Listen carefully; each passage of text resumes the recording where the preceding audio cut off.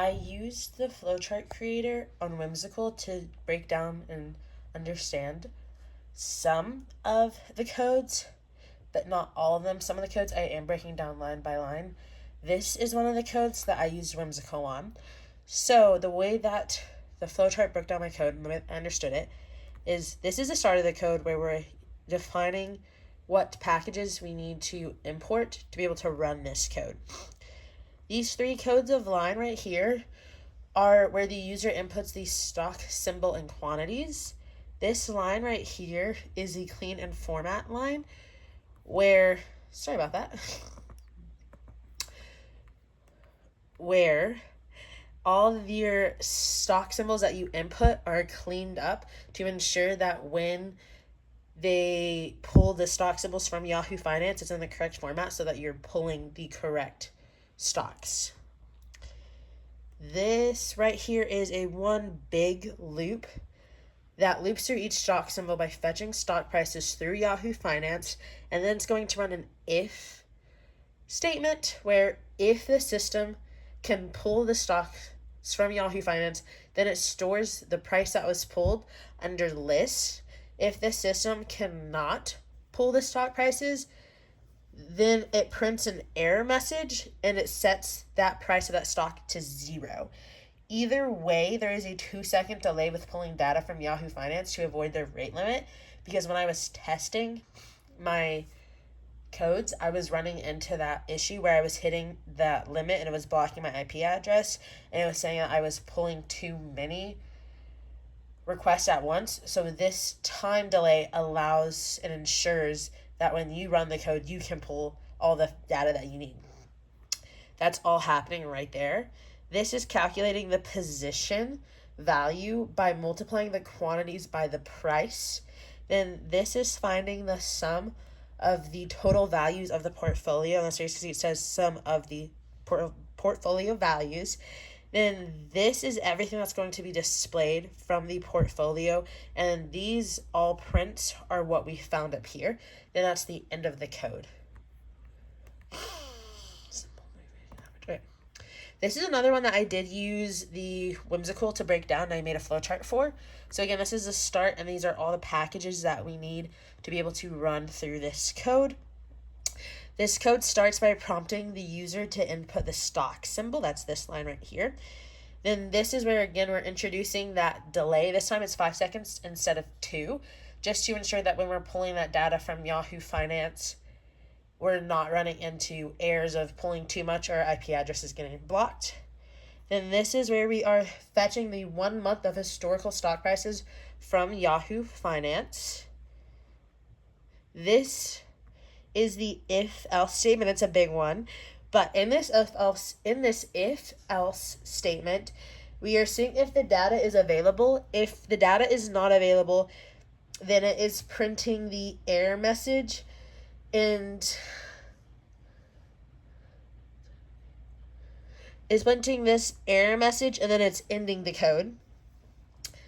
If it can pull the data, then a 2-second delay is introduced. This is another delay just to ensure that we're not running into any issues. Then a 5 and 20 day moving average is calculated. This is a 5 and this is the 5 and 20 day moving average. Then the buy and sell signals are generated based on the moving averages, which is, again, we're also putting in another 2-second delay before generating the signals, just to ensure that we're not running into any issues. So here's it calculating the 5 and 20 day moving average. Here's that another delay. Then we're doing that buy sell. Then we're displaying the results of what it's saying for the 5 and 20 day moving average. Then we're ending our code. And down here is just a little note to the user. It's just saying that if you don't have any of these packages, you need to install them to be able to run this code.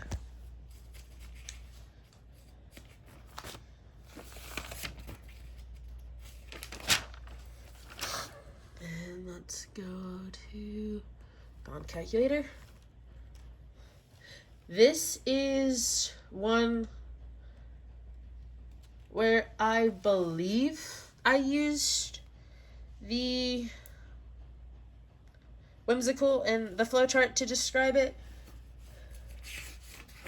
Actually, I take that back. This is one where I actually broke it down line by line, because when Whimsical broke it down into a flowchart, I was not fully understanding it, and I knew that if I broke it down line by line and just did section by section, I'd be able to understand and explain this a lot better. So this first line of code up here, so you can see it. This first line of code right here is just a required package that we need to run this code. Then this is going to just tell us what this big chunk of code does. That's the comment line. Then lines 3 through 9, which are all of these right here, is where the user inputs details for the bond. So it's going to give you the face value, coupon rate, years to maturity, and price. And then it converts all these inputs through the floating string input. Or if you're special like this one, the years to maturity is input into a string that's converted into an integer. Now, I did have this code be written this way to where you have to input everything because of all the issues I was having with Yahoo Finance. And instead of pulling the face or the coupon rate from Yahoo Finance, I just had the user input it, because at this point, I was still a little bit confused about why I was having issues with Yahoo Finance. Come to find out later on, I just introduced my delays and everything would be fixed. Then lines 10 and 11 right here are calculating the yield to maturity. Then this line right here is gonna calculate the coupon rate. Then this is the interactive process to estimate the yield to maturity. These 5 lines right here, it's gonna calculate your estimate price, compare your estimated price to the actual price that you calculated up here. Then it's going to return your estimated yield to maturity. Then this line of code right here calculates the yield to maturity for each and every single bond that you've inputted up here. Then this is going to display all of your results. That's what this chunk of code is. Then this chunk of code right here is going to compare the bonds based on yield to maturity. And then right here at the second part of that comparison is going to display which bond has the highest yield to maturity. And it's going to tell you which one out of all the ones that compared is the one that you should pick. The price analyzer is another piece of code where I just had to break it down line by line because I was not understanding the flowchart. So these first 2 lines right here are the packages I require to run this code. This line right here prompts the user to input the stock symbols. These 2 lines right here fetch historical prices from Yahoo Finance. Then this daily prices is where the closing prices or stock prices are extracted from NumFi packages, which is what we defined up here. Then right here is another if-else statement. It's a big one, but to explain it, it's checks if the data is available or not available. If the data is not available, it's going to enter an error message that's displayed to the user and the code is ended. If the data is available, then Python is going to calculate the daily returns, which is where we're getting here that if else. It's going to calculate those weekly it's going to calculate the daily returns right here. Then this is where we're calculating weekly returns. This is where we're calculating monthly returns through the if and else right here, saying if the daily returns is greater than or equal to 20, then we're going to do this step. If not, then the monthly return is none. It's just saying it's not enough data. Then this chunk of code right here is going to find the highest this chunk right here is going to find the highest and lowest returns that were calculated. It's going to just tell you which ones were. Then right here is going to display those results for you using the if and else statement, funnily enough, which is what this little chunk down here is doing. And it's going to tell you if your monthly return is none, then you're going to get an error message, which is what would have been calculated up in here in this loop. And then it's saying if your monthly return is above none, then you're going to get your percent that was calculated up here. And that's what all of this code is that we're finding up here. It's just displayed right here. And that's the end of your code. And again, this little notes down here is just to tell you that if you don't have these packages installed, this code cannot be run. Okay. So I did use the flowchart to understand and describe this piece of code right here. So up here is where the code is started and where those import packages, just saying if we don't have these packages, we cannot run this code. Here is where the user inputs asset classes and the user inputs the current allocations. Those are these two chunks of code right here. Then the user is going to input those target allocations. Then right here is a really, really special one. It's where Python determines if rebalancing is needed through the np where statement right there. And that is similar to an if-else statement, but the difference is instead of having that if-else be written out in 5-6 codes of line, the np where does it in one single line. Then it's going to display the results in a table format, and that's the end of your code. Again, this right here is just telling you if you don't have these packages, this code will not run.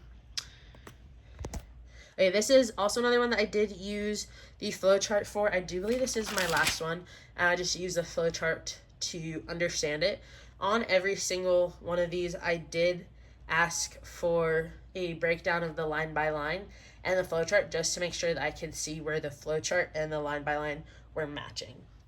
So again, we're starting this code where we're telling you what packages you need to be able to run this code. Then we're having the user input the number of assets, and this right here is creating the storage space for the historical returns that will be input by the user right here. Then this line is quite special because all your inputs are converted to a list through Nymphy, which again is that package that you're using. And this just allows for more efficient calculations when Python is running through your code. Then right here is the matrix correlation, and that's where it's calculated. And the portfolio weights, it's going to prompt that user to input those portfolio weights right after it calculates the matrix correlation. Then the portfolio volatility is compared using weight and covariance, which is right here.